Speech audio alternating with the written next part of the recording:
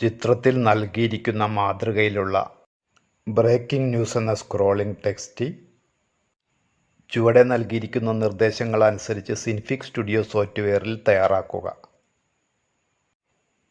പശ്ചാത്തല ചിത്രത്തിനായി ഹോമിലെ images 10 ഫോൾഡറിലെ victors.bg.png എന്ന ചിത്രം ഉപയോഗിക്കുക.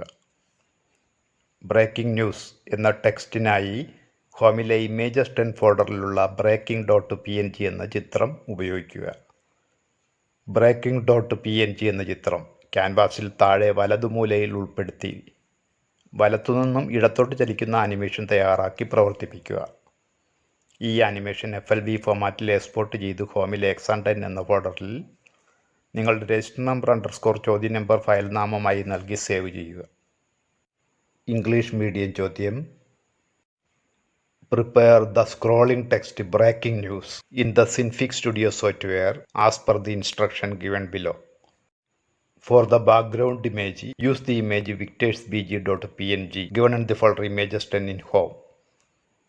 Use the image breaking.png given in the folder images 10 in home for the text breaking news.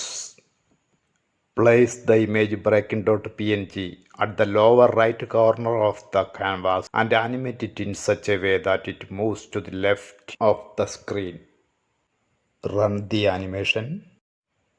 Export the animation to FLV format and save it in x10 folder in home with your register number _ question number as the file name. Synfig studio തുറക്കുന്നു. Application എന്നതിൽ click ചെയ്യുന്നു. ഗ്രാഫിക്സിൽ നിന്നും Synfig studio എന്നതിൽ click ചെയ്യുന്നു. ഇതിലേക്ക് 2 ചിത്രങ്ങളെ import ചെയ്യണം. അതിനുവേണ്ടി ഫയൽ എന്നതിൽ ക്ലിക്ക് ചെയ്യുന്നു. ഇമ്പോർട്ട് എന്നതിൽ ക്ലിക്ക് ചെയ്യുന്നു. ഇമേജസ് 10 തുറക്കുന്നു.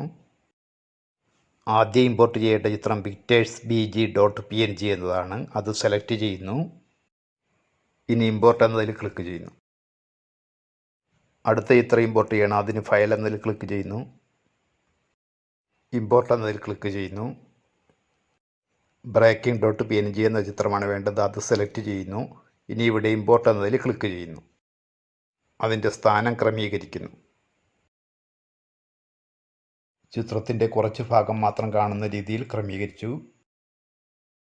ആനിമേഷൻ മോഡ് ഓൺ ആക്കുന്നു. ഇനി ഇവിടെ 120 എന്ന് ടൈപ്പ് ചെയ്ത് കൊടുക്കുന്നു. എൻ്റർ കീയിൽ അമർത്തുന്നു. ഇനി 120ാമത്തെ ഫ്രെയിമിൽ ടെക്സ്റ്റിൻ്റെ സ്ഥാനം ക്രമീകരിക്കുന്നു. അതിനെ ഇങ്ങനെ ക്രമീകരിച്ച് വെക്കുന്നു. ആനിമേഷൻ ഒന്ന് പ്ലേ ചെയ്ത് നോക്കാം. ആദ്യത്തെ ഫ്രെയിമിലേക്ക് പോകുവാൻ ഇവിടെ ക്ലിക്ക് ചെയ്യുന്നു. പ്ലേ ബട്ടണിൽ ക്ലിക്ക് ചെയ്ത് ആനിമേഷൻ കാണുന്നു.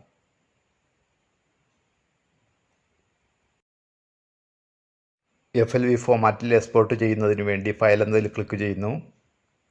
റെൻഡർ എന്നതിൽ ക്ലിക്ക് ചെയ്യുന്നു. ചൂസ് എന്നതിൽ ക്ലിക്ക് ചെയ്യുന്നു. നെയിം എന്ന സ്ഥാനത്ത് നിലവിലുള്ള പേര് മുഴുവനായി മായ്ച്ചു കളയുന്നു. രജിസ്റ്റർ നമ്പർ _ ചോദ്യ നമ്പർ എന്ന രീതിയിൽ പേര് നൽകുന്നു. അതിനുശേഷം .flv എന്ന് എക്സ്റ്റൻഷൻ കൊടുക്കുന്നു. ഇനി ഇവിടെ OK എന്നതിൽ ക്ലിക്ക് ചെയ്യുന്നു. സേവ് ചെയ്യുന്നതിന് മുമ്പ് ഇവിടെ കൂടിയൊന്ന് ശ്രദ്ധിക്കുന്നത് നന്നായിരിക്കും. ഇപ്പോൾ ഇവിടെ ശ്രദ്ധിച്ചപ്പോഴാണ് x10-ൽ ഫയൽ സേവ് ചെയ്യപ്പെടാൻ പോകുന്നതെന്ന് മനസ്സിലായത്. അങ്ങനെ വന്നാൽ ഒന്നുകൂടി ഇവിടെ ചൂസ് എന്നതിൽ ക്ലിക്ക് ചെയ്യുക. ശരിയായ ഫോൾഡർ ഹോമിൽ നിന്നും x10 സെലക്ട് ചെയ്ത് കൊടുക്കുക.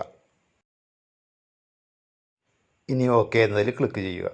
ശരിയായി കഴിഞ്ഞു. x10-ൽ തന്നെ സേവ് ചെയ്യപ്പെടുന്നുണ്ട്. ഇനി ഇവിടെ റെൻഡർ എന്നതിൽ ക്ലിക്ക് ചെയ്ത് ഫയൽ എക്സ്പോർട്ട് ചെയ്യുന്നു. റെൻഡറിങ് കഴിഞ്ഞാൽ സേവ് ചെയ്ത ഫയൽ തുറന്നു നോക്കാവുന്നതാണ്. ഹോം ഫോൾഡറിലെ x10 തുറക്കുന്നു.